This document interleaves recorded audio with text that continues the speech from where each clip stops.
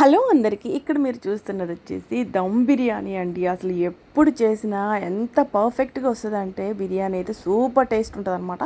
మీరు ఎన్నిసార్లు చేయండి ఒకే టేస్ట్ అనేది రావాలి, ఒకేలాగా రైస్ అనేది కుక్ అవ్వాలి అంటే ఈ వీడియో మీరు లాస్ట్ వరకు అయితే తప్పకుండా ట్రై చేయాల్సిందే, చూడాల్సిందే.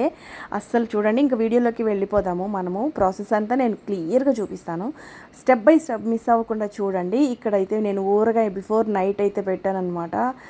2 days తర్వాత చూస్తే ఎంత చక్కగా ఊరగాయ, మామిడికాయలు చిన్న ముక్కలు ఊరగాయ అయితే రెడీ అయిపోయిందో అది చూస్తుంటేనే నాకు నోరు ఊరిపోయింది. మీకు కూడా చూపించడానికి అని చెప్పేసి నేను జస్ట్ ఒక క్లిప్పింగ్ అయితే యాడ్ చేశాను. పక్కనే ఉండిందనమాట ఊరగాయ పెట్టిన బౌలు. సో ఇప్పుడైతే నేను బిర్యానీ ప్రాసెస్ అంతా కూడా చెప్తానమాట. చూడండి. దీనికోసం అయితే నేను ఫస్ట్ ఏమేమి తీసుకున్నాను అనేది స్టెప్ బై స్టెప్ చూస్తూ ఫాలో అవ్వండి. ఫస్ట్ అయితే కొంచెం ఆయిల్ అయితే యాడ్ చేసుకోవాలి. ఆయిల్ అనేది మన ఇష్టం. ఎక్కువ ఆయిల్ తినేవాళ్ళు ఎక్కువగా వేసుకోండి, లేదు తక్కువ ఆయిల్ కావాలనుకున్న వాళ్ళు మీడియంగా వేసుకోండి. క్వాంటిటీస్ అయితే ఇంత అంతని ఏం లేదు, జస్ట్ ప్రాసెస్ అంతా కూడా మీకు చూపిస్తున్నాను. ఇప్పుడు సాల్ట్ యాడ్ చేసే వాటర్ పక్కన పెట్టుకొని దాంట్లో బిర్యానీ ఆకు అవన్నీ వేసాను అనమాట, ఒక సైడ్ రైస్ కుక్ అవ్వటానికి. ఇందులో వచ్చేసి ఆనియన్స్, పచ్చిమిర్చి, ఆయిల్ అయితే ఫ్రై చేస్తున్నాము. ఇప్పుడు మనం మ్యారినేట్ చేసుకోవాలి. చికెన్లో అల్లం వెల్లుల్లి పేస్టు, చిల్లీ పౌడరు, పెరుగు అంతా కూడా వేసి, ఇది వచ్చేసి స్వీట్ అండి, ఇది వచ్చేసి పైనాపిల్ స్వీట్. ఇది కూడా ప్రిపేర్ చేసామన్నమాట. సో అది కూడా ఒక బౌల్లోకి తీసి పక్కన పెట్టేస్తున్నాను. ఆ క్లిప్పింగ్ కూడా యాడ్ చేశాను. ఇప్పుడైతే ఆనియన్, పచ్చిమిర్చి అంతా కూడా ఫ్రై అయిపోయింది. గోల్డెన్ బ్రౌనిష్ కలర్ వచ్చిన తర్వాత మనం అల్లం వెల్లుల్లి పేస్ట్ అనేది వేసుకోవాలి. అల్లం వెల్లుల్లి పేస్ట్ పెద్దగా ఎక్కువ వేసుకోవాల్సిన అవసరం లేదు. మసాలా ఘాటుదనం ఎక్కువ అయిపోతుంది. ఎంత తక్కువ మోతాదులో వేసుకుంటే అంత మంచిది. టమోటాలు కూడా వేసేసుకున్న తర్వాత కొత్తిమీర, పుదీనా కూడా ఈ టైంలోనే వేసేసుకొని జస్ట్ ఎక్కువ మగ్గనియాల్సిన అవసరం లేదు. జస్ట్ ఒక 2-3 టైమ్స్ అలా తిప్పేస్తే గంటితో సరిపోతుంది. మనం మ్యారినేట్ చేసి పెట్టుకున్న చికెన్ అనేది ఉంది కదా పక్కన, దాన్ని తీసి ఇందులో వేసేసుకోవాలన్నమాట.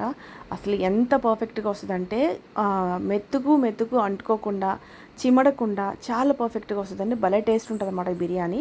మనం ఆల్రెడీ ఉప్పు కారం అనేది చికెన్లో వేసేసుకున్న, మ్యారినేట్ చేసినప్పుడు పెరుగు కూడా వేసుకున్నాం, అది సరిపోదు. మరలా ఈ టైంలో కూడా కాస్త యాడ్ చేసుకుంటే ఫ్లేవర్ అనేది చాలా బాగుంటుంది అన్నమాట. ఓకేనా. ఇప్పుడు మంచిగా అంతా కలబెట్టేసేయాలి. అంత ముక్కలకంతా కూడా ఈ ఉప్పు, పసుపు, కారము, పసుపు ఆల్రెడీ యాడ్ చేశాను, ఉప్పు, కారము, పెరుగు ఇవన్నీ కూడా అల్లం వెల్లుల్లి పేస్ట్ అన్నీ కలిపేసేసి బాగా మగ్గాలి. ఇక్కడ రైస్ అయితే కుక్ అవుతుంది. చాలా ఫాస్ట్గా అయితే అయిపోతుందండి. బిర్యానీ చాలా సింపుల్, అసలు ఎప్పుడు చేయని వాళ్ళు కూడా ఈజీగా చేసేయచ్చు. ఇక్కడ చూస్తున్నారు కదా రైస్ అయితే కుక్ అవుతుంది. ఇప్పుడు ఈ కర్రీ అనేది మనం ఒక 15 minutes సిమ్లో పెట్టుకొని ఉడికించిన తర్వాత వాటర్ అనేది ఇట్లా మనకి ఊరుతాయి అనమాట. వాటర్ ఏం పోయాల్సిన అవసరం లేదు, ఆటోమేటిక్గా వాటర్ అనేది ఊరుతాయి. హై ఫ్లేమ్లో పెట్టుకోకూడదు, మీడియం టు హై ఫ్లేమ్లో పెట్టుకుంటే వాటర్ అనేది బాగా ఊరుతాయి, లేకపోతే తొందరగా ఎవాపరేట్ అయిపోతాయి అన్నమాట. సరే, ఇప్పుడు చూడండి ఈ వాటర్ అనేది అలాగే ఉంది. వాటర్కి తగ్గట్టుగా మనం రైస్ని అయితే కుక్ చేసుకోవాల్సి వస్తుంది. నేను ఇక్కడ మెతుకు పట్టుకొని చూస్తున్నాను చూడండి, 50% కూడా కుక్ అవ్వలేదు. ఇక్కడ కొంచెం ఇంకా బరక ఉందనమాట, మెతుకు ఉడకాల్సింది ఉంది.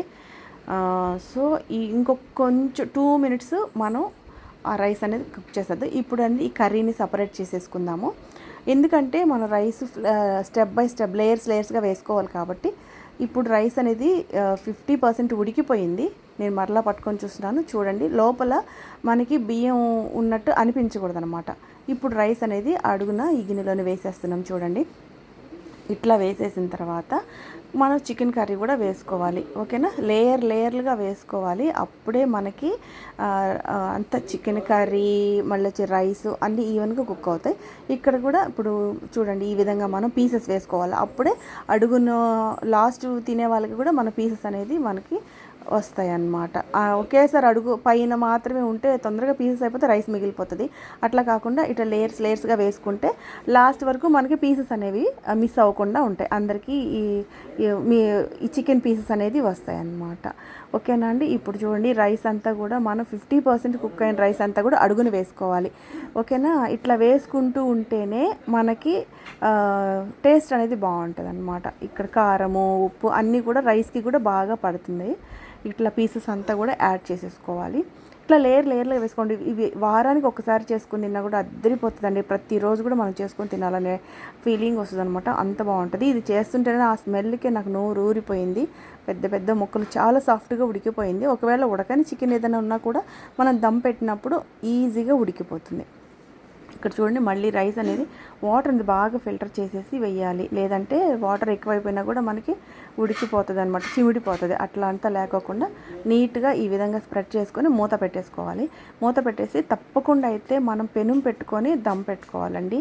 లేదంటే అడుగు అంటిపోయి స్మెల్ అనేది మారిపోతుంది అనమాట. అడుగు అంటకుండా చూసుకోవాలి. ఇప్పుడు సిమ్ పెట్టేసి పైన వెయిట్ పెట్టేసామంటే ఒక 10 మినిట్స్ తర్వాత చూస్తే చూడండి బిర్యానీ రెడీ అయిపోయింది. ఈ టైంలో మనకి లెమన్ జ్యూస్ అనేది మనం వేసేసుకొని నెయ్యి కూడా వేసేసుకోవాలి పైన.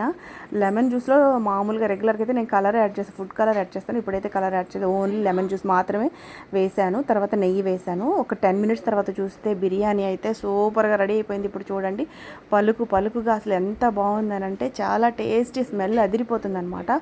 ఈ విధంగా సింపుల్గా మీరు ప్రిపేర్ చేసుకోండి. ఎవరైనా కూడా చేసుకోవచ్చు, బ్యాచిలర్స్ కానీ అసలు బిర్యానీ రాని వాళ్ళు కూడా చేయొచ్చు. అంత ఈజీ మెథడ్ చెప్పాను కదా. తప్పకుండా ట్రై చేయండి. ఎలా అనిపించిందో తప్పకుండా కామెంట్ చేయండి.